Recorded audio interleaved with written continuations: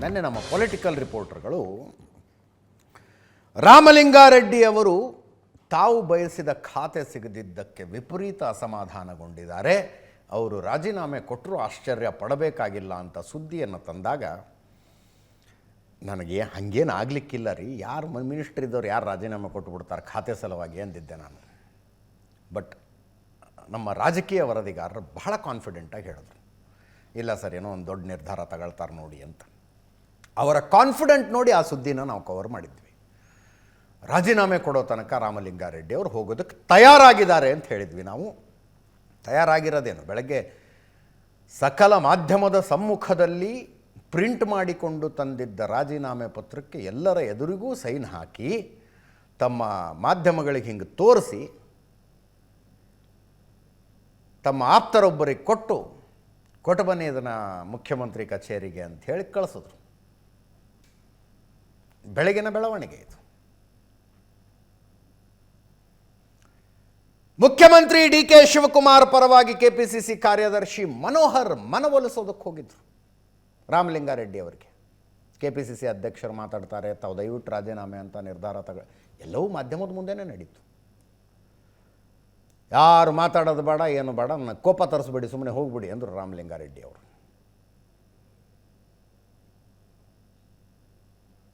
ಇವತ್ತು ಪರಿಸರ ದಿನಾಚರಣೆ, ಒಂದು ಪಾರ್ಕ್ನಲ್ಲಿ ಮರ ನೆಡುವ ಕಾರ್ಯಕ್ರಮಕ್ಕೆ ಹೋಗಿದ್ರು. ಅಲ್ಲಿ ಯಾರೋ ಕಾರ್ಯಕರ್ತರು ಕೇಳ್ತಾರೆ, ಏನು ಸರ್ ಇದು ಮೀಡಿಯಾದಲ್ಲಿ ಹೀಗೆಲ್ಲ ಸುದ್ದಿ ಬರ್ತಾ ಇದೆ ಅಂದಿದ್ದಕ್ಕೆ ಅವ್ರು ಹೇಳ್ತಾರೆ, ನನಗೆ ಬೇಕಾದ್ದು ಕೊಡಲಿಲ್ಲ, ನೀವೇ ಇಟ್ಕೊಳ್ಳಿ ಅಂತ ಕೊಟ್ಟು ಬಂದುಬಿಟ್ಟಿದ್ದೀನಪ್ಪ ಅಂತ.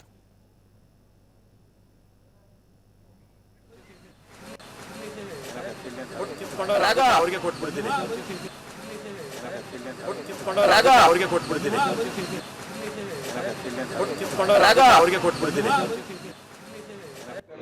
ಮಾತಾಡ್ತೀನಿ ಅಂತ ಹೇಳಿದ್ದಾರೆ. ರಾಮಲಿಂಗಾರೆಡ್ಡಿ ಅವರ ಅವಶ್ಯಕತೆ ಇದೆ ಅಂತ ಕೆಪಿಸಿ ಅಧ್ಯಕ್ಷರು ಹೇಳಿದ್ಮೇಲೆ ಇದು ಮಾಡ್ದಂಗೆ ಆಗುತ್ತೆ ಸರ್. ಅಲ್ಲ ಸರ್, ಅವ್ರ ಹತ್ರ ಸರ್ ಅಲ್ಲ ಸರ್, ಅವ್ರ ಹತ್ರ ಕೆಪಿಸಿ ಅಧ್ಯಕ್ಷರು ಬೆಂಗಳೂರವ್ರಿಗೆ ಅವರೇ ನಿಮ್ಮ ಹತ್ರ ಮಾತಾಡ್ತೀನಿ ಅಂತ ಹೇಳಿದ್ಮೇಲೆ ಅವ್ರ ಹತ್ರ ಸರ್ ಅಧ್ಯಕ್ಷರೇ ಮಾತಾಡ್ತೀನಿ ಅಂತ ಯಾರು ಮಾತು ಕೇಳಲ್ಲ ಸರ್. ಮಾತಾಡೋದಲ್ಲ ಕಾರ್ಯ ದಯವಿಟ್ಟು ಇದು ನನ್ನ ಕೋಪ ಬರೋದು ಮಾಡಬೇಡಿ ಸರ್, ದಯವಿಟ್ಟು ಸರ್ ನಾನು ಯಾರ ಮಾತು ಕೇಳಲ್ಲ, ಕೂತ್ಕೊಳ್ಳಿ ಸರ್. ಪಕ್ಷದ ಅಧ್ಯಕ್ಷರೇ ಮಾತಾಡ್ತೀನಿ. ನೀವು ಒಂದು ಕೆಲಸ ಮಾಡಿ, ನಾನು ಒಬ್ಬನೇ ಇಲ್ಲಿ ಮಾತಾಡ್ಕೊಳ್ತೀನಿ, ನೀವೆಲ್ಲ ಆಚೆ ಹೋಗಿ. ಪಕ್ಷದ ಅಧ್ಯಕ್ಷರೇ ಮಾತಾಡ್ತೀನಿ ನನ್ನ ಕೋಪ ಬರೆಸ್ಬೇಡ ಸರ್. ಬೇರೆಯವ್ರು ಯಾರೋ ಮಾತಾಡ್ತೀನಿ ಸರ್, ಅಧ್ಯಕ್ಷ ನೋಡಪ್ಪ, ಕೋಪ ಬರೆಸ್ಬೇಡಿ ನನಗೆ, ಕೋಪ ಬರೆಸ್ಬೇಡಿ ನನಗೆ ಅಂದೆ ಮೂರು ಸಲ ಈ ಮಾತನ್ನು ರಾಮಲಿಂಗಾರೆಡ್ಡಿ ಅವರು ಹೇಳಿದ್ರು. ಐ ಡೋಂಟ್ ನೋ, ನ್ಯೂಸ್ ಅವರು ನೋಡ್ತಾ ಇರುವವರ ಪೈಕಿ ಎಷ್ಟು ಜನ ರಾಮಲಿಂಗಾರೆಡ್ಡಿ ಅವ್ರನ್ನ ಪರ್ಸ್ನಲ್ಲಾಗಿ ಭೇಟಿಯಾಗಿದ್ದೀರೋ ಮಾತಾಡಿದ್ದೀರೋ ನಂಗೆ ಗೊತ್ತಿಲ್ಲ. ಮಾತು ನಡೆ ನುಡಿಗಳಲ್ಲಿ ತುಂಬ ಸಂಭಾವಿತ ಅಂದರೆ ತುಂಬ ಸಂಭಾವಿತ ರಾಜಕಾರಣಿ. 9 ಸಲ MLA ಅವರು. ಮೊದಲು ಜಯನಗರದಿಂದ ಗೆಲ್ತಾ ಇದ್ದರು, ಕ್ಷೇತ್ರ ಪುನರ್ವಿಂಗಡಣೆ ಆದಮೇಲೆ BTM ಲೇಔಟ್ ಕ್ಷೇತ್ರದಿಂದ ಗೆಲ್ತಾ ಇದ್ದಾರೆ. ಎಲ್ಲರ ಜೊತೆಗೂ ಉತ್ತಮ ಬಾಂಧವ್ಯ, ಎಲ್ಲರ ಜೊತೆಗಂದರೆ ಎಲ್ಲರ ಜೊತೆಗೂ, ಎಲ್ಲ ಪಕ್ಷಗಳವರ ಜೊತೆಗೂ ಉತ್ತಮ ಬಾಂಧವ್ಯ ಇದೆ. ಕಾರ್ಯಕರ್ತರ ಮೇಲೆ ಒಂದು ವಿಶೇಷ ಪ್ರೀತಿ ಇದೆ. ಬಹಳ ಸರಳ ರಾಜಕಾರಣಿ ಅವರು.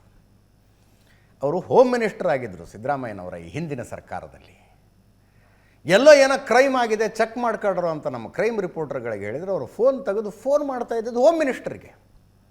ಕ್ರೈಮ್ ರಿಪೋರ್ಟರ್ಗಳು ಫೋನ್ ಮಾಡಿ, ಸರ್ ಕಲಬುರಗಿಯಲ್ಲಿ ಒಂದು ಮರ್ಡರ್ ಆಗಿದೆಯಂತೆ, ಹೌದಾ ಅಂದರೆ ಹೋಮ್ ಮಿನಿಸ್ಟರ್ ನಾನು ಚೆಕ್ ಮಾಡಿ ಹೇಳ್ತೀನಿರಪ್ಪ ಅಂತ ಹೇಳ್ತಿದ್ರು.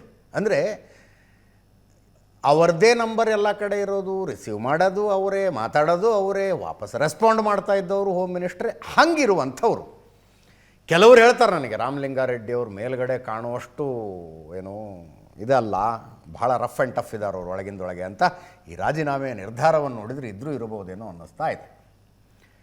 ಇಂಟ್ರಡಕ್ಷನಲ್ಲಿ ಹೇಳ್ತಾ ಇದ್ನಲ್ಲ ನಾನು, ಸಿದ್ದರಾಮಯ್ಯನವರಿಗೆ ಆಪ್ತರಾಗಿದ್ದ ಯಾವುದೋ ಸಚಿವರೊಬ್ಬರು ಅಸಮಾಧಾನಗೊಂಡಿದ್ದಾರೆ, ಜಮೀರ್ ಅಹಮ್ಮದ್ ಕ್ಯಾಬಿನೆಟ್ಟಿಗೆ ಬರಲಿಲ್ಲ ಅಂತ ಇನ್ನೇನೋ ಅಸಮಾಧಾನಗೊಂಡಿದ್ದಾರೆ, ಸತೀಶ್ ಜಾರಕಿಹೊಳಿ ಅವರು ತಮಗೆ ಸಿಕ್ಕ ಖಾತೆಯ ಬಗ್ಗೆ ಅಸಮಾಧಾನಗೊಂಡಿದ್ದಾರೆ ಅಂದರೆ ಅರ್ಥ ಆಗುತ್ತದು. ಡಿ ಕೆ ಶಿವಕುಮಾರ್ ಅವರ ಬಣದಲ್ಲಿರುವ ಅತ್ಯಂತ ಹಿರಿಯ ನಾಯಕರೇ ರಾಮಲಿಂಗಾರೆಡ್ಡಿ. ಡಿ ಕೆ ಶಿವಕುಮಾರ್ ಬಣ ಅಂತ ಗುರುತಿಸ್ತಾರೆ ಅವರನ್ನು. ಅವರು ಅಸಮಾಧಾನಗೊಂಡಿದ್ದಾರೆ. ಅದಕ್ಕೆ ಕಾರಣಗಳು ಏಕಾಏಕಿ ಖಾತೆ ಕೊಟ್ಟ ತಕ್ಷಣ ಆಗಿದ್ದಲ್ಲ. ಅದು 2023ರಲ್ಲಿ ಅಂದರೆ ಈ ಸರ್ಕಾರ ಅಸ್ತಿತ್ವಕ್ಕೆ ಬಂದಾಗ ಇವರೇನು ಹೋಗಿ ನನ್ನನ್ನು ಮಿನಿಸ್ಟರ್ ಮಾಡಿ ನನಗೆ ಯಾವ ಖಾತೆ ಕೊಡ್ತೀರಿ ಏನೂ ಕೇಳಿರಲಿಲ್ಲವಂತೆ. ತಮ್ಮ ಮನೇಲಿ ತಾವಿದ್ರಂತೆ ಇವರು. ಭೈರತಿ ಸುರೇಶ್ ಅವರು ಫೋನ್ ಮಾಡಿದ್ರಂತೆ. ಕನಿಂಗ್ಹ್ಯಾಮ್ ರೋಡಲ್ಲಿ ಒಂದು ಕಡೆ ಇದ್ದರು ಅವರು. ಅಲ್ಲಿ ಫೋನ್ ಮಾಡಿದ್ದಾರೆ, ಭೇಟಿ ಆಗಬೇಕು ಬನ್ನಿ ಸಿದ್ದರಾಮಯ್ಯನವರು ಇದ್ದಾರೆ ಅಂತ. ರಾಮಲಿಂಗಾರೆಡ್ಡಿ ಅವರು ಅಲ್ಲಿಗೆ ಹೋಗಿದ್ದಾರೆ. ಇವರು ಅಲ್ಲಿಗೆ ಹೋದಾಗ ಫಸ್ಟ್ ಫ್ಲೋರ್ನಲ್ಲಿ ದೆಹಲಿಯಿಂದ ಬಂದ ಯಾರೋ ವರಿಷ್ಠರ ಜೊತೆಗೆ ಸಿದ್ದರಾಮಯ್ಯನವರು ಮಾತಾಡ್ತಾ ಇದ್ದರು. ಕೆಳಗಡೆ ಭೈರತಿ ಸುರೇಶ್ ಅವರಿದ್ದರು. ಭೈರತಿ ಸುರೇಶ್ ಅವರೇ ಹೇಳಿದ್ರಂತೆ, ಸಿದ್ದರಾಮಯ್ಯನವರು ಹೇಳಿದ್ದಾರೆ ನೀವು ಬೆಂಗಳೂರು ನಗರಾಭಿವೃದ್ಧಿ ಖಾತೆ ನಿಮಗೆ ಕೊಡ್ತಾರಂತೆ, ತಾವು ತಯಾರಾಗಿ ರೆಡಿಯಾಗಿ ಅದಕ್ಕೆ ಅಂತ ಹೇಳಿದ್ರಂತೆ. ಇವರು ಆಯ್ತಪ್ಪ, ಇಷ್ಟು ವರ್ಷದ ಸೀನಿಯಾರಿಟಿಗೆ ಒಳ್ಳೆಯದೊಂದು ಇಲಾಖೆ ಬಂತು. ಮುಂಚೆ 1 ವರ್ಷ ಬೆಂಗಳೂರು ನಗರಾಭಿವೃದ್ಧಿ ಮಾಡಿದರು, ಒಳ್ಳೆ ಇಲಾಖೆ ಬಂತಲ್ಲ ಅಂದ್ಕೊಂಡು ವಾಪಸ್ ಬಂದಿದ್ದಾರೆ. ಆಮೇಲೆ ನೋಡಿದ್ರೆ ಇವ್ರಿಗೆ ಸಾರಿಗೆ ಇಲಾಖೆ ಕೊಟ್ಬಿಟ್ರು. ಸಾರಿಗೆ ಇಲಾಖೆ ಹಿಂಗ್ಯಾಕ್ರಿ ಮಾಡಿದ್ರಿ ಅಂದರೆ ಭೈರತಿ ಸುರೇಶ್ ಅವರು, ಇಲ್ಲ ಸರ್ ಹೈಕಮಾಂಡ್ ಲೆವೆಲ್ನಲ್ಲಿ ಏನೇನೋ ಆಗ್ಬಿಡ್ತು, ಬೇಜಾರು ಮಾಡ್ಕೋಬೇಡಿ, ಈಗ ಸಾರಿಗೆ ಇಲಾಖೆನ ಹ್ಯಾಂಡಲ್ ಮಾಡಿ ಅಂದಿದ್ದಾರೆ. ಅದಾದ ಮೇಲೆ ಇವರಿಗೆ ಮುಜರಾಯಿ ಒಂದು ಬಂತು. ಡಾಕ್ಟರ್ ಸುಧಾಕರ್ ಹತ್ರ ಇದ್ದಂಥ ಮುಜರಾಯಿನೊಂದು ರಾಮಲಿಂಗಾರೆಡ್ಡಿ ಅವ್ರಿಗೆ ಕೊಟ್ಟರು. ಅವ್ರಿಗೆ ಒಳಗೊಳಗೊಂದು ಹಳಹಳಿ ಇತ್ತು. ನನ್ನ ಸೀನಿಯಾರಿಟಿಗೆ ಸಾರಿಗೆ ಇಲಾಖೆ ತುಂಬ ಸಣ್ಣದು, ಮುಜರಾಯಿ ಇಲಾಖೆ ಅದೇನು ನಾನು ನೆನ್ನೆ ಹೇಳಿದ್ನಲ್ಲ, ರೆಲೆವೆಂಟ್ ಡಿಪಾರ್ಟ್ಮೆಂಟ್ ಒಂದಷ್ಟು ಇರ್ತವೆ, ಇರ್ರೆಲೆವೆಂಟ್ ಡಿಪಾರ್ಟ್ಮೆಂಟ್ ಒಂದಷ್ಟು ಇರ್ತವೆ, ಬಾಲಂಗೋಚಿ ಥರ ಅಂಟಿಸೋದು ಒಂದಷ್ಟು ಇರ್ತವೆ, ಹಂಗೆ ಮುಜರಾಯಿ ಇದ್ದದ್ದು ಇಂಥದ್ದು ಮಾಡಿಬಿಟ್ರಲ್ಲ ಅಂತ.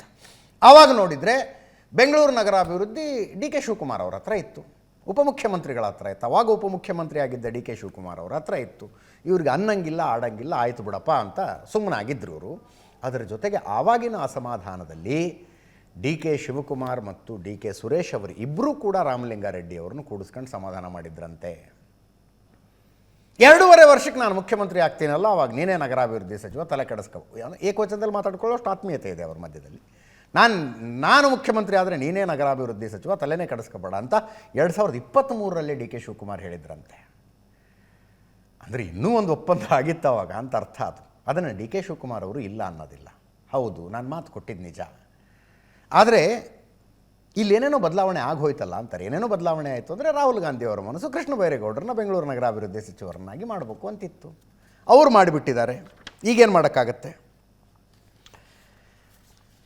ಮುಖ್ಯಮಂತ್ರಿಗಳಿಗೆ ಕಾನ್ಫಿಡೆನ್ಸ್ ಇದೆ, ರಾಮಲಿಂಗಾರೆಡ್ಡಿಯವರ ಮನವೊಲಿಸ್ತೀನಿ ಅಂತ. ರಾಮಲಿಂಗಾರೆಡ್ಡಿ ಅವರಿಗೆ ನೀರಾವರಿ ಇಲಾಖೆ ಕೊಟ್ಟಿದ್ದಾರೆ. ಅದು ಏನು ಸಣ್ಣದಲ್ಲ ಇಲಾಖೆ. ಬಟ್ ಬೆಂಗಳೂರು ನಗರದಿಂದ ಗೆದ್ದು ಬಂದು ಬೆಂಗಳೂರು ನಗರದಲ್ಲೇ ರಾಜಕಾರಣ ಮಾಡ್ತಾ ಇರೋ ನನಗೆ ನೀರಾವರಿ ಇಲಾಖೆ ಹೆಂಗೆ ಸಂಬಂಧ ಅಂತಾರವರು. ತಮ್ಮ ರಾಜೀನಾಮೆ ಘೋಷಣೆಯಲ್ಲೂ ಅದನ್ನೇ ಹೇಳಿದ್ರು ಅವರು. ಆತ್ಮಸಾಕ್ಷಿಯಿಂದ ಕೆಲಸ ಮಾಡೋದಕ್ಕಾಗೋದಿಲ್ಲ ಅಂತ. ಆತ್ಮಸಾಕ್ಷಿಯಿಂದ ಕೆಲಸ ಮಾಡೋದಕ್ಕಾಗೋದಿಲ್ಲ. ಅವರ ಬೆಂಬಲಿಗರು ಆಕ್ರೋಶ ವ್ಯಕ್ತಪಡಿಸಿದ್ರು, ನಾವು ರಿಸೈನ್ ಮಾಡ್ತೀವಿ ಅಂತ ಹೇಳಿದ್ದಾರೆ. ಕೇಳಿಸ್ಕೊಳ್ಳಿ.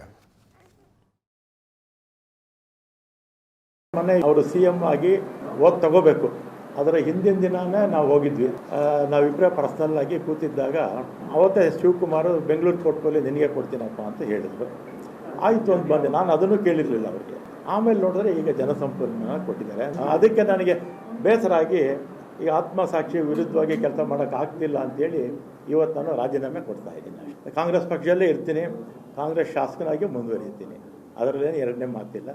ನಾನು ಕೈಯಲ್ಲಿ ಹೋಗಿ ಕೊಡೋಕೆ ನನಗೆ ಇಷ್ಟ ಇಲ್ಲ. ನಾನು ತುಷಾರ್ ಗಿರಿನಾಥ್ ಅವರು, ಅವರ ಪ್ರಿನ್ಸಿಪಲ್ ಸೆಕ್ರೆಟರಿ, ಅವರಿಗೆ ನಮ್ಮ PS ಕೈಯಲ್ಲಿ ಮಂಜುನಾಥ್ ರೆಡ್ಡಿ ಅವರು ಕೊಟ್ಟು ಬರ್ತಾರೆ ಅಷ್ಟೇ. ನನಗೆ ಹೋಗಿ ಕೊಡೋದಕ್ಕೆ ಇಷ್ಟ ಇಲ್ಲ. ಅದೆಲ್ಲ ಏನೇನಾಯಿತು ಅಂತ ನಾನು ಹೇಳೋದಿಲ್ಲ. ನಾನು ಯಾರ ಹತ್ರನೂ ಚರ್ಚೆ ಮಾಡಿಲ್ಲ. ಇವನ್ ನಮ್ಮ ಮನೆಯಲ್ಲಿ ನನ್ನ ಮಗಳಿಗೂ ಗೊತ್ತಿಲ್ಲ, ನಮ್ಮ ಮನೆಯವ್ರಿಗೂ ಗೊತ್ತಿಲ್ಲ, ಅಥವಾ ನಮ್ಮ ಮಗನಿಗೂ ಗೊತ್ತಿಲ್ಲ. ಯಾರಿಗೂ ಹೇಳಲೇ ಇಲ್ಲ. ಈ ರೀತಿಯಾಗಿ ಅನೌನ್ಸ್ ಮಾಡಿ ರಾಮಲಿಂಗಾರೆಡ್ಡಿ ಅವರು ಫೋನ್ ಸ್ವಿಚ್ ಆಫ್ ಮಾಡ್ಕೊಂಡು ಹೋಗ್ಬಿಟ್ರು. ಕೆಲವರು ಅಂದರು ತಮಿಳ್ನಾಡು ಕಡೆ ಎಲ್ಲ ಹೋಗಿದ್ದಾರೆ ಅಂತ. ಆ ಕಡೆ ಆನೇಕಲ್ಲಿಂದ ಮುಂದೆ ರೈಟ್ ಹೋದರೆ ಥಳಿ ಅಂತ ಒಂದು ಊರು ಬರುತ್ತೆ, ಅಲ್ಲಿ ಫಾರ್ಮ್ ಹೌಸ್ ಇದೆ ಅವ್ರದ್ದು. ಫಾರ್ಮ್ ಹೌಸಿಗೆ ಹೋಗಿದ್ದರು. ಫೋನಂತೂ ಆನ್ ಮಾಡಿರಲಿಲ್ಲ. ಯಾರೋ ಒಂದಿಬ್ಬರು ಆಪ್ತರನ್ನ ಕರ್ಕೊಂಡು ಹೋಗಿದ್ದಾರೆ. ಅವ್ರ ಫೋನ್ನಲ್ಲೇ ಯಾರ್ಯಾರಿಗೆ ಮಾತಾಡಿದ್ದಾರೆ. ಬಟ್ ಸಿದ್ದರಾಮಯ್ಯನವರು ಡಿ ಕೆ ಶಿವಕುಮಾರ್ ಇಬ್ಬರೂ ಟ್ರೈ ಮಾಡಿದ್ರು ಕೂಡ ಅವ್ರನ್ನ ಟಚ್ ಮಾಡೋದಕ್ಕಾಗಿಲ್ಲ. ಅಂದರೆ ಫೋನ್ನಲ್ಲಿ ಸಂಪರ್ಕ ಮಾಡೋದಕ್ಕಾಗಿಲ್ಲ.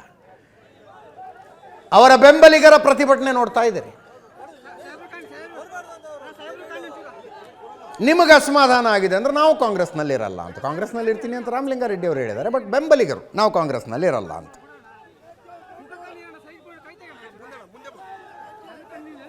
ನೋಡಿ, ಇಷ್ಟೆಲ್ಲ ನಡೀತಾ ಇರುವಾಗ ರಾಹುಲ್ ಗಾಂಧಿ ಅವರು ಬಂದು ದೇವನಹಳ್ಳಿ ಇಂಟರ್ನ್ಯಾಷನಲ್ ಏರ್ಪೋರ್ಟ್ನಲ್ಲಿ ಲ್ಯಾಂಡ್ ಆದರು.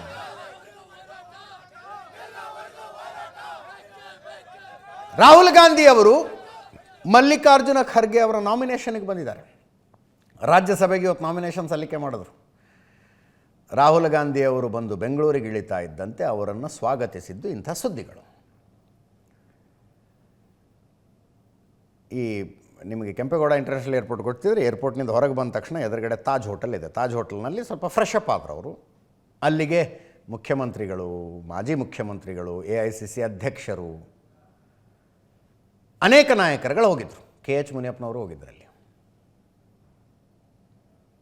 KH ಮುನಿಯಪ್ಪನವ್ರಿಗೊಂದು ಅಸಮಾಧಾನ, ಸಿದ್ದರಾಮಯ್ಯನವ್ರ ಗೌರ್ಮೆಂಟ್ನಲ್ಲೂ ನನಗೆ ಆಹಾರ ಇಲಾಖೆ, ಈಗಲೂ ಆಹಾರ ಇಲಾಖೆನೇ ಕೊಟ್ಟಿದ್ದೀರಲ್ಲ ಅಂತ.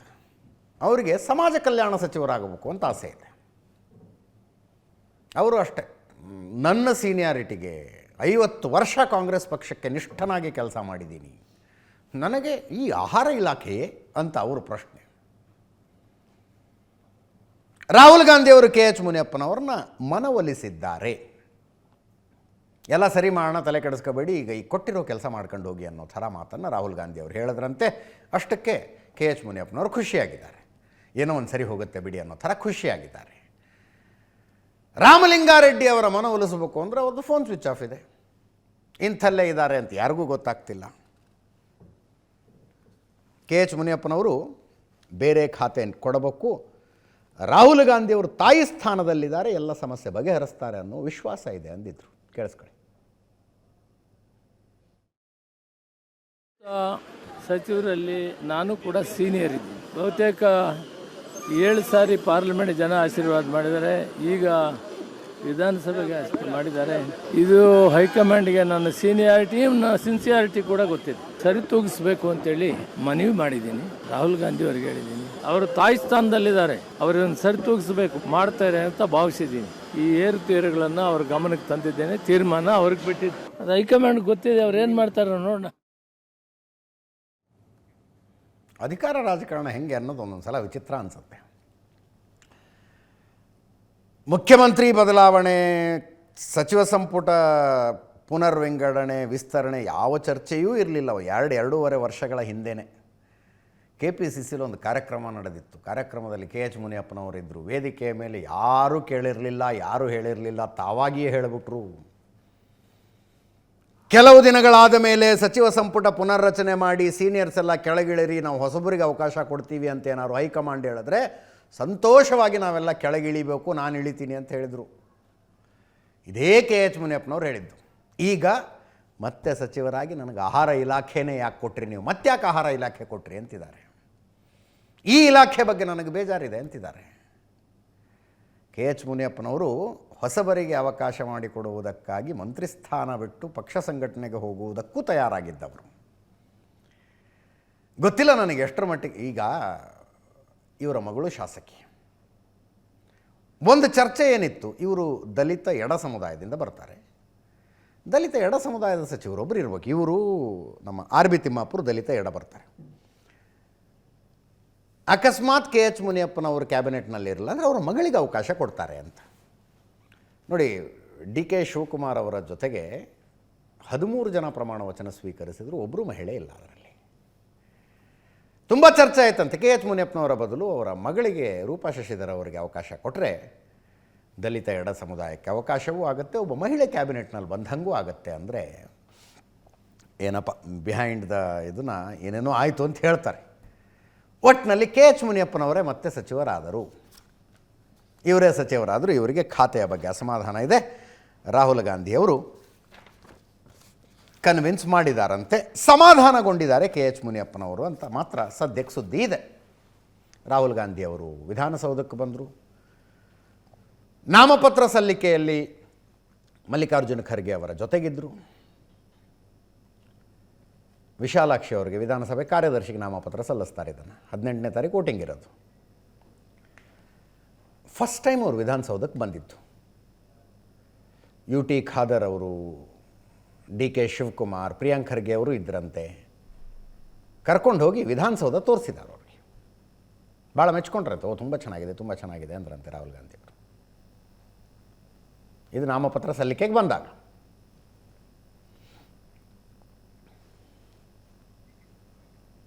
Doctor G. ಪರಮೇಶ್ವರ್, ಎಸ್.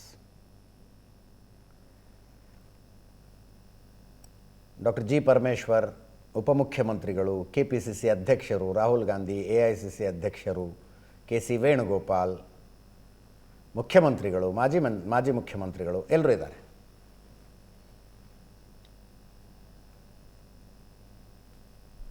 ಓಡಾಡಿ ವಿಧಾನಸೌಧ ನೋಡಿದ್ರು ಇವತ್ತು ರಾಹುಲ್ ಗಾಂಧಿಯವರು. ಅದಾದ ನಂತರ ಏನು ಹೇಳಿದ್ರು ರಾಹುಲ್ ಗಾಂಧಿಯವರು ಅಂತ ಕೇಳಿದ್ದಕ್ಕೆ, ಕರ್ನಾಟಕದ ನಾಯಕತ್ವ ಬದಲಾವಣೆ ವಿಷಯದಲ್ಲಿ ದೇಶದಾದ್ಯಂತ ಕಾರ್ಯಕರ್ತರಲ್ಲೊಂದು ಹುರುಪು ಬಂದಿದೆ ಅನ್ನೋ ವಾತಾವರಣ ಇದೆ ಅನ್ನೋದನ್ನು ಮುಖ್ಯಮಂತ್ರಿಗಳ ಗಮನಕ್ಕೆ ತಂದ್ರಂತೆ. DK ಶಿವಕುಮಾರ್ ಅವರು ಮಾತಾಡಿದ್ದಾರೆ. ರಾಹುಲ್ ಗಾಂಧಿ ಅವರು ಸರ್ ರಾಹುಲ್ ಗಾಂಧಿ ಏನು ಸಂದೇಶ ಕೊಟ್ಟರು ಸರ್ ರಾಜ್ಯದ ಬೇರೆ ಬೇರೆ ಬೆಳವಣಿಗೆ ಬಗ್ಗೆ? ಕ್ಯಾಬಿನೆಟ್ ಎಕ್ಸ್ಪಾನ್ಷನ್ ಇರ್ಬೋದು, ರಾಜ್ಯದಲ್ಲಿ ಏನು ಅವ್ರಿಗೆಲ್ಲ ಕಂಪ್ಲೀಟ್ ಎಲ್ಲ ಮೀಡಿಯಾ ಇಡೀ ರಾಷ್ಟ್ರದಲ್ಲೇ ಅವ್ರಿಗೊಂದು ದೊಡ್ಡ ಸಂಚಲನ ಉಂಟಾಗಿದೆ ಅನ್ನೋದು ಒಂದು ಮೆಸೇಜ್ ಇದೆ. ಕಾರ್ಯಕರ್ತರು ಭಾಳ ಉರುಪಿದೆ, ಅದೆಲ್ಲ ಅವ್ರಿಗೆ ಮಾಹಿತಿ ಇದೆ. ನಮ್ಮ ಮೇಲೆ ಹೆಚ್ಚಿಗೆ ಜವಾಬ್ದಾರಿ ಇದೆ. ಆ ಜವಾಬ್ದಾರಿಯನ್ನು ಏನು ನಮ್ಮ ಮೇಲೆ ಓಟ್ ಹಾಕ್ತಂಥ ಮತದಾರರು ಏನು ವಿಶ್ವಾಸ ವ್ಯಕ್ತಪಡಿಸಿದ್ದಾರೆ ಅದನ್ನು ಉಳಿಸ್ಕೊಂಡು ನಾವೆಲ್ಲ ಸೇರಿ ಕೆಲಸ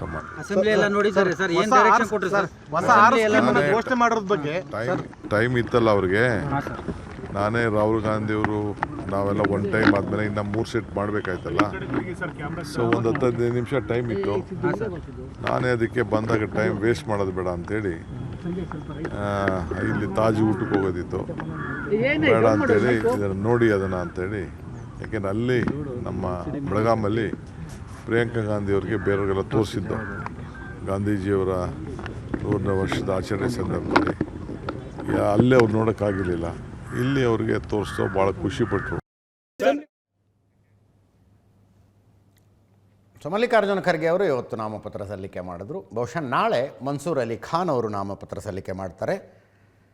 ಇನ್ನೊಂದು ಹೈಕಮಾಂಡ್ ಕ್ಯಾಂಡಿಡೇಟ್ ಶರ್ಮಿಳಾ ರೆಡ್ಡಿ ಅವರು ಅನ್ನೋದು ಚರ್ಚೆ ಇತ್ತು. ಬಟ್ ಪವನ್ ಖೇರಾ ಅವರಿಗೆ ಟಿಕೆಟ್ ಕೊಟ್ಟಿದ್ದಾರೆ.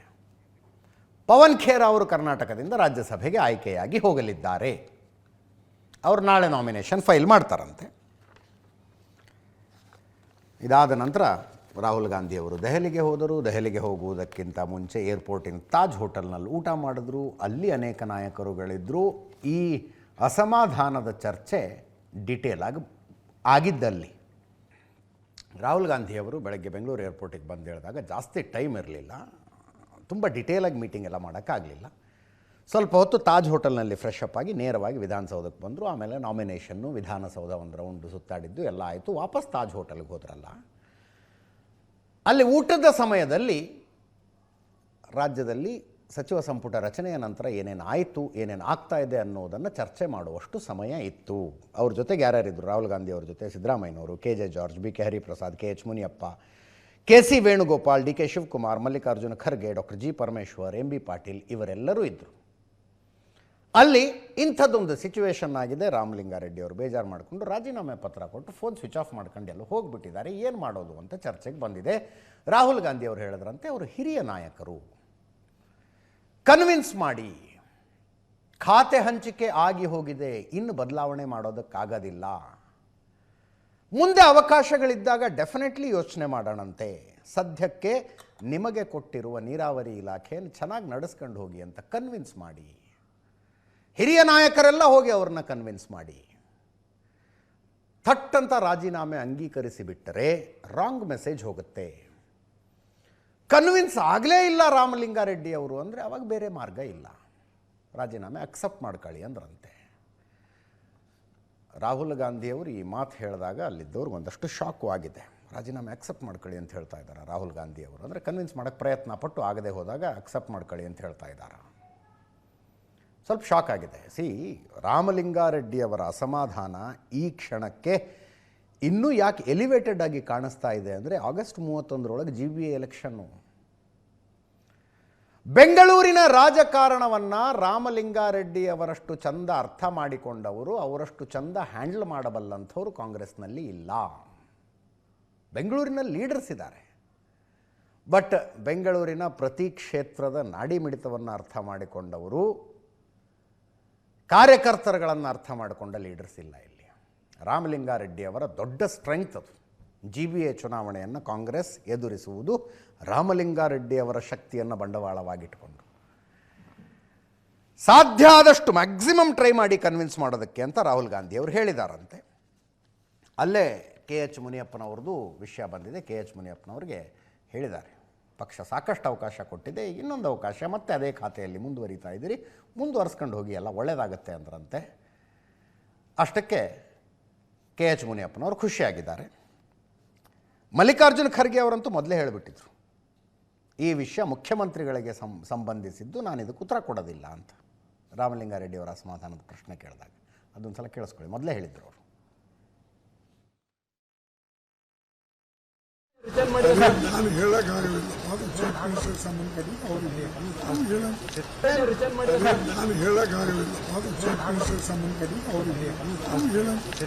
ಈಗ ರಾಮಲಿಂಗಾರೆಡ್ಡಿ ಅವರು ರಾಜೀನಾಮೆ ಕೊಟ್ಟಿದ್ದಾರೆ ಅಂತ ಹೇಳ್ತಿದ್ರು ಸರ್, ತಾವೇನನ್ನ ಅವ್ರನ್ನ ಮಾತಾಡ್ತೀರಾ? ಈಗ ರಾಮಲಿಂಗಾರೆಡ್ಡಿ ಅವರು ರಾಜೀನಾಮೆ ಕೊಟ್ಟಿದ್ದಾರೆ ಅಂತ ಹೇಳ್ತಿದ್ರು ಸರ್, ತಾವೇನನ್ನ ಅವ್ರನ್ನ ಮಾತಾಡ್ತೀರಾ? ಎಲ್ಲ ಮುನಿಯಪ್ಪನವರು ಅಸಮಾಧಾನ ಹೇಳಿದ್ದಾಯ್ತು, ಒಪ್ಪಿಸಿದ್ದಾಯ್ತು, ರಾಹುಲ್ ಗಾಂಧಿ ಅವರು ಅವ್ರಿಗೆ ಹೇಳಿದ್ದಾಯ್ತು, ನಾನು ಮಾತಾಡಿದ್ದಾಯ್ತು. ಮುನಿಯಪ್ಪನವರು ಖುಷಿಯಾಗಿ ಸಂತೋಷದಿಂದ ನೀವೇನು ಕೊಟ್ಟು ನಾವು ಸ್ವೀಕಾರ ಮಾಡ್ತೀವಿ ಅಂತೇಳಿ ಹೇಳಿ ಅವರು ನಾನು ನನ್ನ ಪಕ್ಷಕ್ಕೆ ದುಡಿತೀನಿ ಅಂತ ಹೇಳುವಾಗಾಯ್ತು. ರಾಮಲಿಂಗಾರೆಡ್ಡಿ ಅವರು ಅಲ್ಲಿ ಎಲ್ಲ ಹೋಗಿದ್ದಾರೆ, ಪಕ್ಕದಲ್ಲಿ ತಳಿ ಹೋಗಿದ್ದಾರೆ, ಬರ್ತಾ ಇದ್ದಾರೆ. ನಾನು ಅವ್ರನ್ನ ಭೇಟಿ ಮಾಡ್ತೀನಿ. Is A very senior leader. ಅದೆಲ್ಲ ಹಂಗೆಲ್ಲ ನಾನು ಅವ್ರಿಗೆ ಆದಮೇಲೆ ನಾನು ಮುಂದಕ್ಕೆ ಬಂದಾಗ ನಿನಗೆ ಈ ಖಾತೆ ಕೊಡ್ತೀನಿ ಅಂತ ಹೇಳಿದ್ದು ನಿಜ. ಅದು ಹೈಕಮಾಂಡ್ ಅವರು ಒಂದು ತೀರ್ಮಾನವನ್ನು ಮಾಡಿದ್ದಾರೆ. ಸೊ ಅದಕ್ಕೆ ಕೃಷ್ಣ ಬೈರೇಗೌಡರಿಗೆ ಅದನ್ನು ಬೆಂಗಳೂರು ನಗರವನ್ನು ಕೊಟ್ಟಿದ್ದಾರೆ. ನಾನು ಕೇಳಿದೆ ಅವ್ರಿಗೆ, ನಾನು ಅದಕ್ಕೆ ಪ್ರಯತ್ನ ಮಾಡಿದೆ, ನೋಡೋಣ, ಇರಲಿ, ಅದಾಗಿದೆ. ಈಗ ಅವ್ರ ಹತ್ರ ಮಾತಾಡಿದ್ದು ದೊಡ್ಡ ಖಾತೆ, ಅವ್ರು ಕೇಳೋದ್ರಲ್ಲಿ ತಪ್ಪೇನಿಲ್ಲ, ಅವ್ರು ಕೊಟ್ಟದ್ದು ಮಾತದ್ದು ನಿಜ. ಈಗ ಅವ್ರಿಗೆ ಏನಾರು ಮಾಡಿ ಸಮಜಾಯಿಷಿ ಹೇಳಬೇಕು, ಮಾತಾಡ್ತೀವಿ. ಡಿ ಕೆ ಶಿವಕುಮಾರ್ ಅವ್ರು ನೋಡಿ, ಅಂದರೆ ಒಪ್ಪಂದ ಆಗಿಲ್ಲ, ಮಾತು ಕೊಟ್ಟಿಲ್ಲ, ಹಾಗೇನು ಹೇಳಲಿಲ್ಲ ಅವರು. ಹೌದು, ಮಾತು ಕೊಟ್ಟಿದ್ದು ನಿಜ, ಬಟ್ ಹೈಕಮಾಂಡ್ ಒಂದು ನಿರ್ಧಾರ ತಗೊಂಡುಬಿಟ್ಟಿದೆ. ಟೆಕ್ನಿಕಲಿ ನೋಡಿದ್ರೆ ಮಂತ್ರಿಮಂಡಲದಲ್ಲಿ ಯಾರಿರಬೇಕು ಮತ್ತು ಅವರು ಯಾವ್ಯಾವ ಖಾತೆಯನ್ನು ನಿರ್ವಹಿಸಬೇಕು ಅನ್ನುವಂಥದ್ದು pure prerogative of the chief minister, ಕೇಂದ್ರದಲ್ಲಿ ಪ್ರಧಾನಮಂತ್ರಿಗಳದ್ದು, ಅವರ ವಿವೇಚನೆ ಅದು. ಆದರೆ ಕಾನೂನಿನ ಪುಸ್ತಕಗಳಲ್ಲಿ, ಸಂವಿಧಾನದಲ್ಲಿ ಬರೆದುಕೊಂಡಿರುವುದಕ್ಕೂ ವಾಸ್ತವಕ್ಕೂ ಅಜಗಜಾಂತರ ವ್ಯತ್ಯಾಸ ಇದೆ. ಅದು ಕಾಂಗ್ರೆಸ್ನಲ್ಲಷ್ಟೇ ಅಂತಲ್ಲ, ಆ ಪಕ್ಷ ಈ ಪಕ್ಷ ಅಂತಲ್ಲ, ಎಲ್ಲ ಪಕ್ಷಗಳಲ್ಲಿ ಇರುವುದು ಅದೇ. ಉಳಿದಂತೆ ಕೆ ಜೆ ಜಾರ್ಜ್ ಅವರ ಡಿಪಾರ್ಟ್ಮೆಂಟ್ನಲ್ಲಿ ಅವ್ರದ್ದೊಂದು ಸಣ್ಣ ಅಸಮಾಧಾನ ಇತ್ತು, ಅದು ಸರಿ ಹೋಗುವಂಗೆ ಕಾಣಿಸ್ತಾ ಇದೆ. ನೋಡ್ತಾ ಇದ್ದೀರಿ ಇಲ್ಲಿ, ಅವರ KPTCL MD-ಯನ್ನು ತಮ್ಮ ಗಮನಕ್ಕೆ ಬಾರದಂತೆ ಟ್ರಾನ್ಸ್ಫರ್ ಮಾಡಿದ್ರು ಅಂತ ಒಂದು ಅಸಮಾಧಾನ ಆಗಿತ್ತು. ಅದು ಸರಿ ಹೋಗಿದೆ ನೋಡಿ, ಅಲ್ಲಿ ಬ್ರೇಕಿಂಗ್ನಲ್ಲಿ ಬರ್ತಾ ಇದೆ, ಅದು ಸರಿ ಹೋಗಿದೆ. ಉಳಿದಂತೆ ರಾಮಲಿಂಗಾರೆಡ್ಡಿ ಅವರು, KH ಮುನಿಯಪ್ಪ ಮತ್ತು ಜಾರ್ಜ್ ಅವರ ಈ ರೀತಿಯ ಅಸಮಾಧಾನಗಳನ್ನು ಕಾಂಗ್ರೆಸ್ ಪಕ್ಷದಲ್ಲಿ ಹಿರಿಯ ನಾಯಕರು ಕುತೂಹಲದಿಂದ ನೋಡ್ತಾ ಇದ್ದಾರೆ. ಗೃಹ ಸಚಿವ ಪ್ರಿಯಾಂಕ್ ಖರ್ಗೆ ಅವರು ಹೇಳಿದ್ರು, ಹಿರಿತನ ನೋಡಿಕೊಂಡು ಖಾತೆ ಹಂಚಿಕೆ ಮಾಡೋದಿಲ್ಲ ಅಂತ. ಇದು KH ಮುನಿಯಪ್ಪನವರ ಮಾತಿಗೆ ಒಂಥರ ಟಾಂಟ್ ಇದ್ದಂಗಿದು. ನಾನು 50 ವರ್ಷ ನಾನು ನಿಷ್ಠಾವಂತನಾಗಿ ಕಾಂಗ್ರೆಸ್ನಲ್ಲಿದ್ದೆ ಅಂದರೆ ಹಿರಿತನವನ್ನು ನೋಡ್ಕೊಂಡು ಖಾತೆ ಹಂಚಿಕೆ ಮಾಡೋದಿಲ್ಲ ಅಂದರು ಅವರು.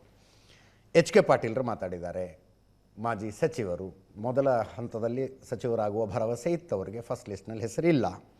ಸತೀಶ್ ಜಾರಕಿಹೊಳಿ ಅವರು ಮಾತಾಡಿದ್ದಾರೆ. ಸತೀಶ್ ಜಾರಕಿಹೊಳಿ ಅವರು ಹೇಳಿದ್ರು, ನನಗೇನು ಅಸಮಾಧಾನವೂ ಇಲ್ಲ, ಬೇಸರನೂ ಇಲ್ಲ, ಖುಷಿನೂ ಇಲ್ಲ ಅಂದಿದ್ದಾರೆ ಅವರು. ಸತೀಶ್ ಜಾರಕಿಹೊಳಿ ಅವರಿಗೆ ಪೊಲಿಟಿಕಲಿ ಒಂದು ಸೆಟ್ ಬ್ಯಾಕ್ ಆಗಿದೆ, ಅದು ಅವ್ರಿಗೆ ಫೀಲು ಆಗ್ತಾ ಇದೆ.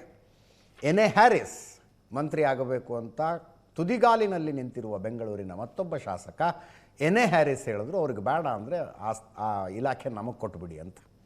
ಈಶ್ವರ್ ಖಂಡ್ರೆ ಅವರು ಮಾತಾಡಿದ್ದಾರೆ. ಕೃಷ್ಣ ಬೈರೇಗೌಡರು ಮಾತಾಡಿದ್ದಾರೆ. ಕೃಷ್ಣ ಬೈರೇಗೌಡರು ಬೆಂಗಳೂರು ನಗರಾಭಿವೃದ್ಧಿ ಸಚಿವರು, ಆ ಖಾತೆ ರಾಮಲಿಂಗಾರೆಡ್ಡಿ ಅವ್ರಿಗೆ ಮನಸ್ಸಿತ್ತು. ಕೇಳಿಸ್ಕೊಳ್ಳಿ. ನೋಡಿಯಪ್ಪ, ಯಾರನ ಇರ್ಬೋದು, ಎಲ್ಲರೂ ಕೂಡ ಅನುಭವಸ್ಥರಿದ್ದಾರೆ. ಏನಿದ್ರು ಕೂಡ ನಮ್ಮ ವರಿಷ್ಠರು ಅದನ್ನ ಕೂತ್ಕೊಂಡು ಸಾರ್ಟ್ ಔಟ್ ಮಾಡ್ತಾರೆ, ತೊಂದರೆ ಏನೂ ಇಲ್ಲ. ಎಲ್ಲಾನು ಕೂಡ ಸೀನಿಯಾರಿಟಿ ಮೇಲೆ ಆಗೋದಿಲ್ಲ ಸರ್. ರಾಮಲಿಂಗಾರೆಡ್ಡಿ ಅವರಿಗೆ ಫೋನ್ ಮುಖಾಂತರನೂ ನಾನು ಸಂಪರ್ಕ ಮಾಡಿ, ಸ್ನೇಹಿತರವರು, ಆ ಹಿರಿಯ ಸ್ನೇಹಿತರನ್ನು ಸಮಾಧಾನ ಪಡಿಸೋದಕ್ಕೆ ಪ್ರಯತ್ನ ಪಟ್ಟೆ. ಅವ್ರಿಗೆ ಅವ್ರದ್ದೇ ಆಗಿರ್ತಕ್ಕಂಥ ವಿಷಯಗಳನ್ನು, ವಿವರಗಳನ್ನು ಹೇಳ್ತಾ ಇದ್ರು. ನಾನು ಮತ್ತೊಮ್ಮೆ ಅವರಲ್ಲಿ ಮರು ಪ್ರಾರ್ಥನೆ ಮಾಡ್ತೀನಿ, ತಮ್ಮ ನಿರ್ಣಯವನ್ನು ಪುನರ್ ಪರಿಶೀಲಿಸಿ ಅಂತ ಕೇಳ್ತೀನಿ. ಅದ್ರ ಜೊತೆಗೇ ಸಂಬಂಧಪಟ್ಟಿರ್ತಕ್ಕಂಥ ನಾಯಕರು ಇಂಥ ಸಂದರ್ಭದಲ್ಲಿ ತಕ್ಷಣ ಗಂಭೀರವಾಗಿರ್ತಕ್ಕಂಥ ಗಮನವನ್ನು, ಲಕ್ಷ್ಯವನ್ನು ಹರಿಬಿಡಬೇಕು. ಒಂದು ರೀತಿ ಮ್ಯಾಸಿವ್ ವೇಕಪ್ ಕಾಲ್ ಇದು. ದಯಮಾಡಿ ಸಂಬಂಧಪಟ್ಟಂಥ ನಾಯಕರುಗಳು ಈ ವಿಚಾರವಾಗಿ ಗಂಭೀರವಾದ ಗಮನ ಹರಿಸಲಿ. ರಾಜೀನಾಮೆ ಕೊಟ್ಟಿದ್ದಾರೆ, ಇನ್ನೂ ಅದು ಕೊಟ್ಟಿದ್ದಾರೆ ಅಷ್ಟೇ. ಸಮಾಧಾನ ಮಾಡುವಂಥದ್ದು, ಪರ್ಯಾಯ ವ್ಯವಸ್ಥೆ ಮಾಡುವಂಥ ಶಕ್ತಿ ಮುಖ್ಯಮಂತ್ರಿಗಳಿಗೆ, ಸಿದ್ದರಾಮಯ್ಯವ್ರಿಗಿದೆ. ಅದನ್ನು ಸರಿಪಡಿಸ್ತಾರೆ. ಯಾವುದೂ ಇಲ್ಲ, ಯಾವುದು ನೊಂದಿಲ್ಲ, ಯಾವುದು ಸಂತೋಷ ಇಲ್ಲ ಅಥವಾ ದುಃಖನೇ ಇಲ್ಲ. ಇಲ್ಲ ಇಲ್ಲ ಹಂಗೇನಿಲ್ಲ. ಸೊ ಒಂದು 2-3 ಮಂದಿಗೆ ಅಸಮಾಧಾನ ಇದೆ, ಇಲ್ಲಂತಿಲ್ಲ. ಸರಿಪಡಿಸ್ತಾರೆ ಮುಖ್ಯಮಂತ್ರಿಗಳು. ಅಲ್ಲ, ನಮಗೆ ಕೊಡಲಿ, ನಾವು ಕೆಲಸ ಮಾಡ್ತೀವಿ, ಅದರಲ್ಲಿ ಏನಿದೆ? ಅಲ್ಲ, ಯಾವುದೇ ಕೊಡಲಿ, ನಾನು ಹೇಳೋದು ಯಾವುದು ಕೊಟ್ಟರು ಮಾಡ್ತೀನಿ ನಾನು. ನಮಗೆ ಮಾಡೋವಂಥ ಕೆಪಾಸಿಟಿ ಇದೆ, ನಾವು ಕೆಲಸ ಮಾಡ್ತೀವಿ. ಅದಕ್ಕೆ ಅವ್ರು ಕೊಟ್ಟಿರೋದು ಕೊಡಿ, ಇವ್ರು ಕೊಟ್ಟಿರೋದು ಕೊಡಿ ಅಂತಲ್ಲ. ಯಾರಿಗೂ ಬೇಡದೇ ಇದ್ರೆ ನಮಗೆ ಕೊಡಿ, ನಾವು ಮಾಡ್ತೀವಿ. ವರಿಷ್ಠರು ಅವ್ರ ಜೊತೆಯಲ್ಲಿ ಮಾತನಾಡಿ ಅವರು ನಾಮಪತ್ರ ಹಿಂಪಡಿತಾರೆ ಅನ್ನುವಂಥ ವಿಶ್ವಾಸ ಇದೆ. ಇವೆಲ್ಲ ನಮ್ಮ ಪಕ್ಷದ ಆಂತರಿಕ ವಿಷಯಗಳಿದ್ದಾವೆ. ನಮ್ಮ ಪಕ್ಷದ ವರಿಷ್ಠರು ಇದನ್ನು ಸರಿಪಡಿಸ್ತಾರೆ. ನನಗೆ ಯಾವುದೇ ಖಾತೆ ಕೊಟ್ಟರು ಅದಕ್ಕೆ ನಾನು ಸಮರ್ಥವಾಗಿ ನಿಭಾಯಿಸ್ತೇನೆ ಮತ್ತು ನನಗೆ ಈ ಖಾತೆ ಆ ಖಾತೆ ಅಂತ ನಾನು ಕೇಳಿಲ್ಲ ಅನ್ನುವಂಥ ಮಾತನ್ನು ತಮ್ಮ ಗಮನಕ್ಕೆ ತರ್ತಾರೆ. ಅವರು ನಮ್ಮ ಲೀಡರ್, ಅವರು ಬಗ್ಗೆ ನಮಗೆಲ್ಲರಿಗೂ ಪಕ್ಷದಲ್ಲಿ ಅಪಾರ ಗೌರವ ಇದೆ. ಪಕ್ಷದಲ್ಲಿ ಒಂದು ಸರ್ಕಾರದಲ್ಲಿ ಎಲ್ಲರೂ ಕೂಡಿ ಕೆಲಸ ಮಾಡಿದ್ರೇ ಏನಾದರೂ ಸ್ವಲ್ಪನಾದರೂ ನಾವು ಸಾಧನೆ ಮಾಡಲಿಕ್ಕೆ ಸಾಧ್ಯ ಆಗೋದು. ಸೊ ಪಕ್ಷದ ವರಿಷ್ಠರು ಬಹುಶಃ ಅವ್ರ ಹತ್ರ ಮಾತಾಡ್ತಾರೆ, ನಾವು ಅವ್ರ ಹತ್ರ ಮನವಿ ಮಾಡ್ತೇವೆ. ಡಿ ಕೆ ಶಿವಕುಮಾರ್ ಅವರ ಸುತ್ತಲೂ ಇರೋರಿಗೆ ಏನೋ ಒಂದು ಕಾನ್ಫಿಡೆನ್ಸ್ ಇದೆ, ನಾಳೆ ಬೆಳಗ್ಗೆ ಅಷ್ಟೊತ್ತಿಗೆ ಬಗೆಹರಿಯುತ್ತೆ ಸರ್ ಇದು ಅಂತಾರೆ. ಅದು ಹೆಂಗೆ ಬಗೆಹರಿಸ್ತಾರೆ ಗೊತ್ತಿಲ್ಲ, ಲೆಟ್ಸ್ ಸಿ. ಇನ್ನೊಂದು ಕಡೆ ಆರೋಗ್ಯ ಸಚಿವರಾಗಿದ್ದ ದಿನೇಶ್ ಗುಂಡೂರಾವ್ ಅವರ ಹೆಸರು ಸಚಿವರ ಪಟ್ಟಿಯಲ್ಲಿ ಮೊದಲ ಪಟ್ಟಿಯಲ್ಲಿ ಇರಲಿಲ್ಲ. ಅವರ ಪತ್ನಿ ಟಬೂರಾವ್, ಅವರಿಗೆ ಸ್ಟ್ರಾಂಗ್ ಪೊಲಿಟಿಕಲ್ ಒಪಿನಿಯನ್ಗಳಿದ್ದಾವೆ. ಅವರೊಂದು ಟ್ವೀಟ್ ಮಾಡಿದ್ದಾರೆ. ಧರ್ಮ ಮತ್ತು ಜಾತಿಯ ಯುದ್ಧದಲ್ಲಿ ಅರ್ಹತೆ, ಕಾರ್ಯಕ್ಷಮತೆಯ ಸಾಮರ್ಥ್ಯ, ಪಕ್ಷನಿಷ್ಠೆ, ಪಕ್ಷಕ್ಕಾಗಿ ಕಠಿಣ ಪರಿಶ್ರಮ ಮತ್ತು ಸಮಗ್ರತೆ, ಇಂಟಿಗ್ರಿಟಿ ಮುಖ್ಯವೇ ಎಂದು ಆಶ್ಚರ್ಯವಾಗುತ್ತದೆ ಅಂತ. ಅಂದರೆ in the battle of religion and cost I wonder if merit, performance, competence, party loyalty, hard party work and integrity matter. ಅಂದರೆ ಇವೆಲ್ಲದಕ್ಕೂ ಎಲ್ಲಿ ಬೆಲೆ ಇದೆ? ಇದು ಏನೇ ಇದ್ದರೂ ಧರ್ಮ ಮತ್ತು ಜಾತಿಗಳ ಯುದ್ಧ ಅಂತ. Same in business and worse in politics. ವ್ಯವಹಾರದಲ್ಲೂ ಹೀಗೆ ಆಗೋದು, ರಾಜಕಾರಣದಲ್ಲಿ ಪರಿಸ್ಥಿತಿ ಇನ್ನೂ ಕೆಟ್ಟದ್ದಾಗಿದೆ ಅಂತ ದಿನೇಶ್ ಗುಂಡೂರಾವ್, ಮಾಜಿ ಸಚಿವ ದಿನೇಶ್ ಗುಂಡೂರಾವ್ ಅವರ ಪತ್ನಿ ಟಬೂರಾವ್ ಅವರ ಟ್ವೀಟ್ ಇದು. ಅದೇ ಸಮಯಕ್ಕೆ ದಿನೇಶ್ ಗುಂಡೂರಾವ್ ಅವರು, ನಾನು ಸಚಿವ ಸ್ಥಾನದ ಆಕಾಂಕ್ಷಿನೂ ಅಲ್ಲ, ನನಗೆ ಯಾವ ನಿರೀಕ್ಷೆಯೂ ಇಲ್ಲ, ಸಚಿವನಾಗಿ ಒಳ್ಳೆ ಕೆಲಸ ಮಾಡಿದ್ದೀನಿ, ರಾಜಕೀಯ ಇರುತ್ತಲ್ವ, ಸಮಸ್ಯೆ ಬಂದಾಗ ಕೂತು ಇತ್ಯರ್ಥ ಮಾಡ್ತಾರೆ ಎಂದಿದ್ದಾರೆ. ಅದನ್ನು ಟಬೂರಾವ್ ಅವರು ಶೇರ್ ಮಾಡ್ಕೊಂಡ್ರು ತಮ್ಮ ಸೋಷಿಯಲ್ ಮೀಡಿಯಾದಲ್ಲಿ. ಅಂದರೆ ಇಷ್ಟು ಪಕ್ಷನಿಷ್ಠ ನಮ್ಮ ಯಜಮಾನರು ಅನ್ನೋ ಥರ. ದಿನೇಶ್ ಗುಂಡೂರಾವ್ ಅವ್ರು ಮಾತಾಡಿದ್ದು ಕೇಳಿಸ್ಕೊಳ್ಳಿ ಒಮ್ಮೆ. ಇಲ್ಲ ಇಲ್ಲ ಇಲ್ಲ ಇಲ್ಲ, ನಮ್ಗೆ ಯಾವ ನಾವು ಯಾವ ನಿರೀಕ್ಷೆನೂ ಇಲ್ಲ, ನಾವು ಆಕಾಂಕ್ಷಿನೂ ಅಲ್ಲ. 3 ವರ್ಷ ಒಳ್ಳೆ ಕೆಲಸ ಮಾಡಿದ್ದೀವಿ, ನನಗೂ ಕೂಡ ಒಳ್ಳೆ ಇಲಾಖೆ ಇತ್ತು. ಮುಂದೆ ರಾಜಕೀಯದೆಲ್ಲ ಇದ್ದೇ ಇರ್ತದಲ್ಲ, ಅದು ನಾನು ಈಗಾಗಲೇ ಹೇಳ್ದಾಗೆ ನನಗೆ ಯಾವ ನಿರೀಕ್ಷೆನೂ ಇಲ್ಲ, ನಾನು ಆಕಾಂಕ್ಷಿನೂ ಅಲ್ಲ. ನೋಡೋಣಪ್ಪ, ಎಲ್ಲ ಒಂದು ಸಮಸ್ಯೆ ಬಂದಾಗ ಕೂತು ಚರ್ಚೆ ಮಾಡ್ತಾರೆ, ಚರ್ಚೆ ಮಾಡಿ ಇತ್ಯರ್ಥ ಮಾಡ್ತಾರೆ. ಸೊ ಎಲ್ಲ ಇದ್ದಾರೆ. ಸೊ ಆ ಥರ ಆಗಿದ್ದರೆ ಖಂಡಿತ ಅದನ್ನು ನಿವಾರಣೆ ಮಾಡೋದು ಶಕ್ತಿ ಕೂಡ ನಮ್ಮ ನಾಯಕರುಗಳಿಗಿದೆ ಅಂತ ನಾನು ಅನ್ಕೊಂಡಿದ್ದೀನಿ. ಇಲ್ಲ, ಇನ್ನು ಈ ಹಿರಿಯ ಸಚಿವರುಗಳ ಅಸಮಾಧಾನ, ಸಚಿವರಾಗಬೇಕು ಅಂದ್ಕೊಂಡಿರೋರ ಕಾತರ, ನಿರೀಕ್ಷೆ, ಇದೆಲ್ಲದರ ಬಗ್ಗೆ ಕೆಲವು BJP ನಾಯಕರುಗಳು ಮಾತಾಡಿದ್ದಾರೆ. ಅದನ್ನೊಂದ್ಸಲ ಕೇಳಿಸ್ಕೊಳ್ಳಿ. ಡಿ ಕೆ ಶಿವಕುಮಾರ್ ಮುಖ್ಯಮಂತ್ರಿಗಳು, ಸಿದ್ದರಾಮಯ್ಯನವರ ಸಚಿವ ಸಂಪುಟ ಮೊದಲನೆಯ ವಿಕೆಟ್ ಹೊತ್ತು ಪತನ ಆಗಿರುವಂಥದ್ದು. ರಾಮಲಿಂಗಾರೆಡ್ಡಿ ಅವರು ಹಿರಿಯರಿದ್ದಾರೆ, ಅವ್ರ ಬಗ್ಗೆ ಹೆಚ್ಚು ಮಾತನಾಡೋದಕ್ಕೆ ಹೋಗೋದಿಲ್ಲ. ಆದರೆ ವಾಸ್ತವಿಕ ಸತ್ಯ ಏನು ಅಂತ ಹೇಳಿದ್ರೆ, ಈ ಕಾಂಗ್ರೆಸ್ನವರಿಗೆ ರಾಜ್ಯದ ಅಭಿವೃದ್ಧಿಯ ಬಗ್ಗೆ ಚಿಂತನೆ ಇಲ್ಲ. ಕಳೆದ 3 ವರ್ಷ ಹಗ್ಗ ಜಗ್ಗಾಟದಲ್ಲೇನೆ 3 ವರ್ಷ ಕಳೆದಿದ್ದಾರೆ. ಡಿ ಕೆ ಶಿವಕುಮಾರ್ ಅವರ ಹಳೆಯ ಸಿನಿಮಾ ಹೊಸ ಪೋಸ್ಟರ್ನ ರಿಲೀಸ್ ಆಗಕ್ಕೆ ಮುಂಚೆನೆ ದಂಗೆ ಶುರುವಾಗಿದೆ. ಸ್ವೇರಿಂಗ್ ಆದ 3 ದಿನದಲ್ಲಿ 3 ಬಾಳು ಆಗ್ತಾ ಇದೆ. ರಾಮಲಿಂಗಾರೆಡ್ಡಿ ಅವರಿಗೆ ಡಿ ಕೆ ಶಿವಕುಮಾರ್ ಮಾತು ಕೊಟ್ಟಿದ್ರು. ಮಾತು ಕೊಟ್ಟು ಈಗ ಕೈ ಕೊಟ್ಟಿದ್ದಾರೆ ಅಂತ ಈ ಥರ ಕೊಟ್ಟ ಮಾತನ್ನು ತಪ್ಪು ಅಂತ ಚಾಳಿ DK ಶಿವಕುಮಾರ್ ಪ್ರಾರಂಭ ಮಾಡಿದ್ದಾರೆ. ಅಂದರೆ ಸಮರ್ಥವಾದಂಥ ಆಡಳಿತ ಪಕ್ಷ ಇಲ್ಲ ಇವತ್ತು ಮುನಿಯಪ್ಪನವರು ಕೂಡ ಅವರು ಕೇಂದ್ರದ ಮಂತ್ರಿ ಆಗಿದ್ದಂಥವ್ರು, ಅವರು ಖ್ಯಾತೆಯನ್ನು ತೆಗೆದಿದ್ದಾರೆ. ಒಟ್ಟಾರೆ DK ಶಿವಕುಮಾರ್ ಅವರಿಗೆ ಸರ್ಕಾರದ ಮೇಲೆ ಹಿಡಿತಾ ಇಲ್ಲ ಅನ್ನೋದು ಸ್ಪಷ್ಟ ಆಗೋಟಿದೆ. ಈಗ ಕೆಟ್ಟು ನಿಂತ ಬಸ್ಸಿಗೆ ಹೊಸ ಚಾಲಕನ ನೇಮಕ. ಕೆಟ್ಟು ನಿಂತ ಬಸ್ಸಿಗೆ ಹೊಸ ಚಾಲಕ ಬಂದ ತಕ್ಷಣ ಬಹುಶಃ ಕೆಟ್ಟ ಬಸ್ಸು ಸರಿಯಾಗೋದಿಲ್ಲ. ಬಸ್ಸನ್ನೇ ಬದಲಾಯಿಸಬೇಕಾಗಿತ್ತು, ಆದರೆ ಅದರ ಸಮಯ ಬಂದಿಲ್ಲ. ಆ ಕಾರಣದಿಂದ ಚಾಲಕರನ್ನ ಬದಲಾಯಿಸಲಾಗಿದೆ. ಗೃಹ ಪ್ರವೇಶದ 2ನೇ ದಿನವೇ ಚಾವಣಿ ಕುಸಿದು ಬಿದ್ದಿದೆ. ರಾಮಲಿಂಗಾರೆಡ್ಡಿ ಅವರು ರಾಜೀನಾಮೆ ಒಗೆದು ತಮಿಳುನಾಡು ಕಡೆಗೆ ಪ್ರಯಾಣ ಮಾಡಿಬಿಟ್ಟಿದ್ದಾರೆ. ಅದರ ಜೊತೆಗೆ ಮಾನ್ಯ KH ಮುನಿಯಪ್ಪನವರು ಕೂಡ ನನ್ನ ಹಿರಿತನಕ್ಕೆ ಗೌರವ ಸಿಕ್ಕಿಲ್ಲ, ಈ ಫುಡ್ ಡಿಪಾರ್ಟ್ಮೆಂಟ್ ಅಲ್ಲಿ ಸರಿಯಾದ ಫುಡ್ಡೇ ಸಿಗ್ತಾ ಇಲ್ಲ ಅನ್ನೋ ಬೇಸರ ಆಗಿಬಿಟ್ಟಿದೆ ಅವರಿಗೆ.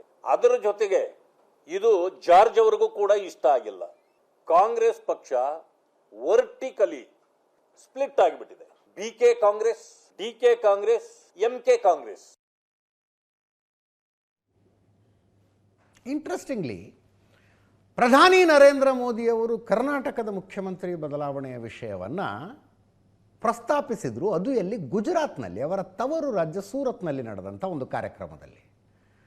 ಬೇರೆ ಬೇರೆ ಅಭಿವೃದ್ಧಿ ಕಾರ್ಯಗಳ ಉದ್ಘಾಟನೆ, ಶಂಕುಸ್ಥಾಪನೆಯದೊಂದು ಕಾರ್ಯಕ್ರಮ ಇತ್ತು.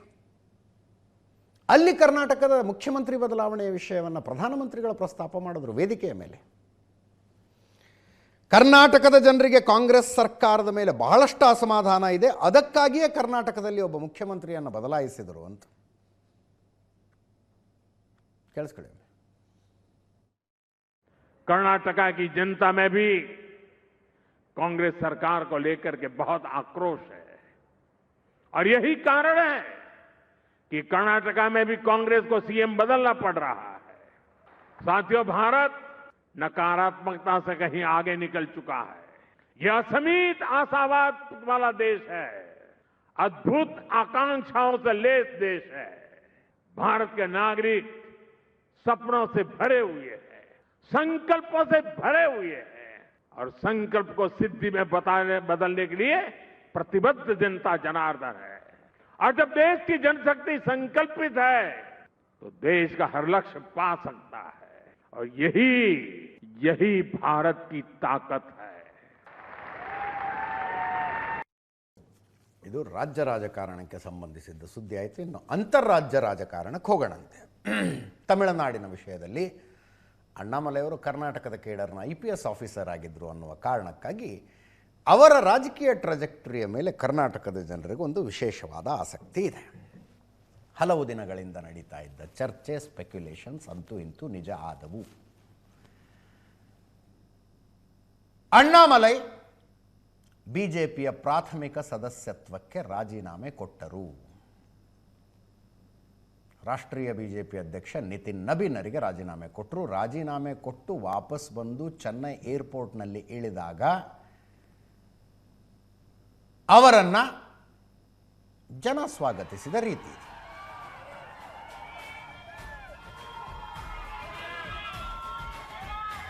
ಬಂದಿದ್ದ ಜನರಲ್ಲಿ ಯುವ ಸಮುದಾಯ ಜಾಸ್ತಿ ಇತ್ತು ಅಂತ ಹೇಳ್ತಾರೆ.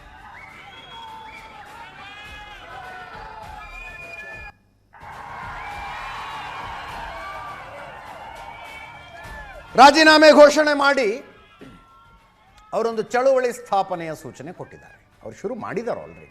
ವಿ ದ ಲೀಡರ್ಸ್ ಅಂತ ರಾಜೀನಾಮೆಯ ಕಾಪಿಯನ್ನು ನೋಡ್ತಾ ಇದ್ದೀರಿ. 1.25 ಪುಟ ಇದೆ ಇದರಲ್ಲಿ. ಡಿಟೇಲಾಗಿ ಓದ್ತಾ ಹೋದರೆ ಪ್ರಾದೇಶಿಕತೆಯನ್ನು ಒತ್ತಿ ಹೇಳಿದ್ದಾರೆ, ತಮಿಳು ಐಡೆಂಟಿಟಿಯನ್ನು ಹೇಳಿದ್ದಾರೆ,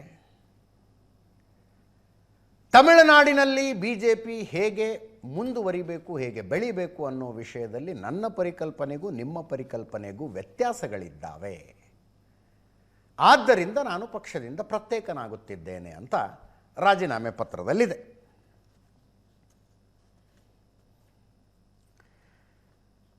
ನಾನು ಆವಾಗಲೇ ಹೇಳಿದ್ನಲ್ಲ, ಒಂಥರ ಈ ಮ್ಯೂಚುವಲ್ ಡಿವೋರ್ಸ್ ಅಂತ ಒಂದಿರುತ್ತೆ ಗಂಡ ಹೆಂಡತಿ ಮಧ್ಯದಲ್ಲಿ. ಕೋರ್ಟಿಂದ ಹೊರಗಡೆ ಅವರೇ ಆರಾಮಾಗಿ ಕೂತ್ಕೊಂಡು ಮಾತಾಡಿಕೊಂಡು ಇನ್ನು ಬೇಡ ಇದು ಸಾಕು ಅಂತ ನಿರ್ಧಾರ ಮಾಡಿಕೊಂಡು ನಾವಿಬ್ಬರೂ ಪ್ರತ್ಯೇಕರಾಗುತ್ತಿದ್ದೇವೆ, ನಿಮ್ಮ ಗಮನಕ್ಕಿರಲಿ ಅಂತ ಕೋರ್ಟಿಗೆ ತರ್ತಾರಲ್ಲ ಹಂಗಿದು. ಇನ್ನೊಂದು ಬಡದಾಡ್ಕೊಂಡು ಡಿವೋರ್ಸ್ ಆಗೋದು ಇನ್ನೊಂದು ಥರ ಇರುತ್ತೆ. ಅವ್ರ ಕಡೆ ಲಾಯರು, ಇವ್ರ ಕಡೆ ಲಾಯರು, ಅವ್ನು ಹಂಗೆ ಮಾಡ್ದ, ಇವಳು ಹಿಂಗೆ ಮಾಡಿದ್ಲು ಅಂಥೇಳಿ ಆ ರೀತಿ ಪಕ್ಷ ಬಿಡುವುದು ಇರ್ತವೆ. ಇದು ಸೌಹಾರ್ದತೆಯಿಂದ ಪಕ್ಷ ಬಿಟ್ಟಿದ್ದಾರೆ.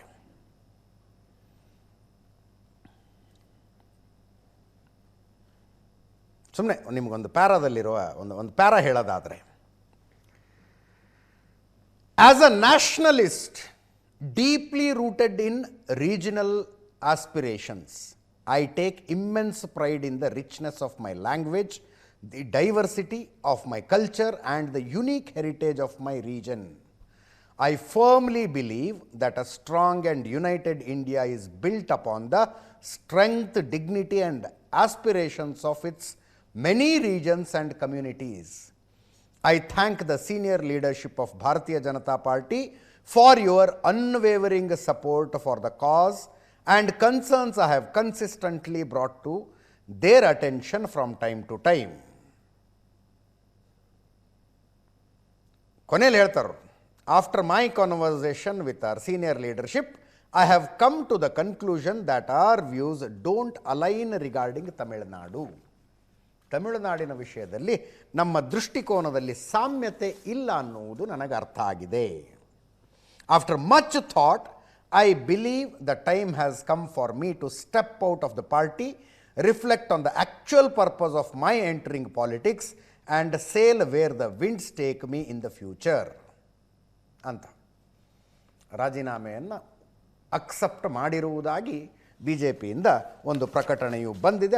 ನೋಡಿ, ತಮಿಳುನಾಡು ರಾಜಕಾರಣ 3 ಯುವ ನೇತಾರರ ಸುತ್ತ ಗಿರಿಕೆ ಹೊಡಿತಾ ಇದೆ. ಈಗ ಸ್ಪರ್ಧಿಸಿದ ಮೊಟ್ಟ ಮೊದಲ ಚುನಾವಣೆಯಲ್ಲೇ ಒಂದು ವಾವ್ ಫ್ಯಾಕ್ಟರ್ ಕ್ರಿಯೇಟ್ ಮಾಡಿ ವಿಜಯ್ ಅವರ ಟಿ.ವಿ.ಕೆ ಪಕ್ಷ ಅಧಿಕಾರಕ್ಕೆ ಬಂದಿದೆ. ಒಬ್ಬ ಯಂಗ್ ಚೀಫ್ ಮಿನಿಸ್ಟರ್ ಇದ್ದಾರೆ ಅಲ್ಲಿ.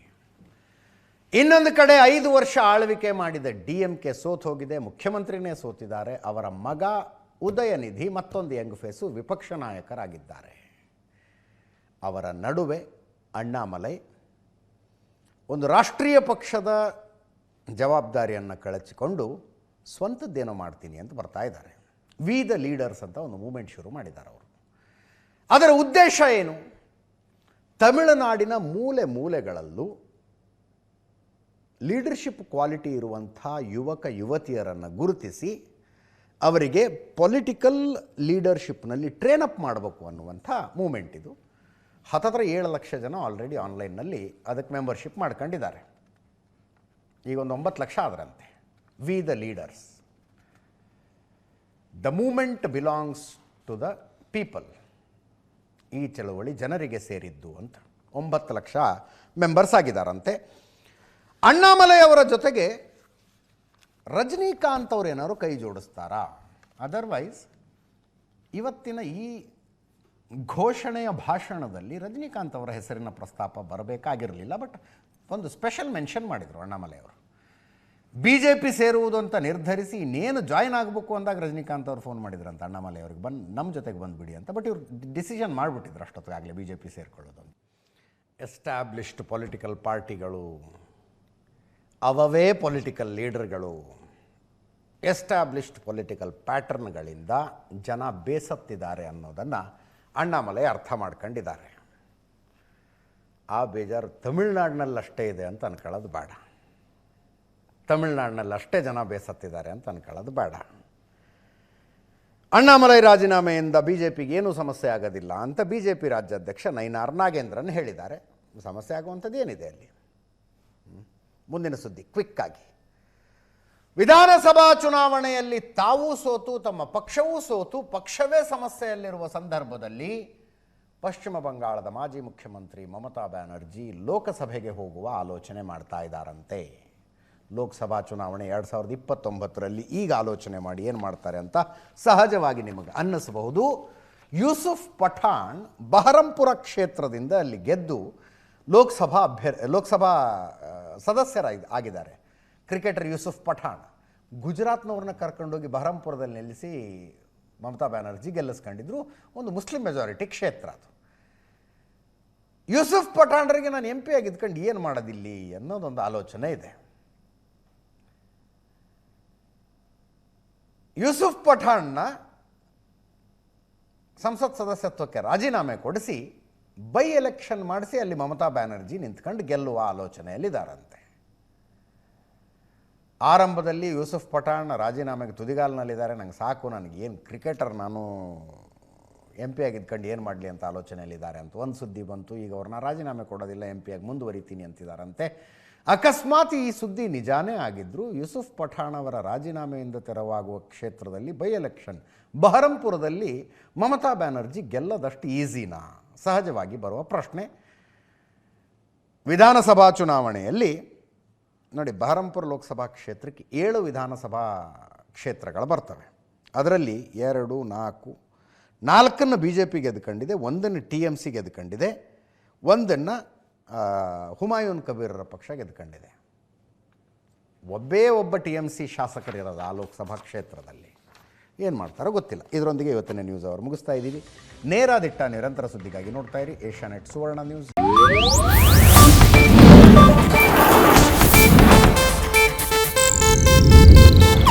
ಇದು ಏಷ್ಯಾನೆಟ್ ನ್ಯೂಸ್ ನೆಟ್ವರ್ಕ್ ಪ್ರಸ್ತುತಿ.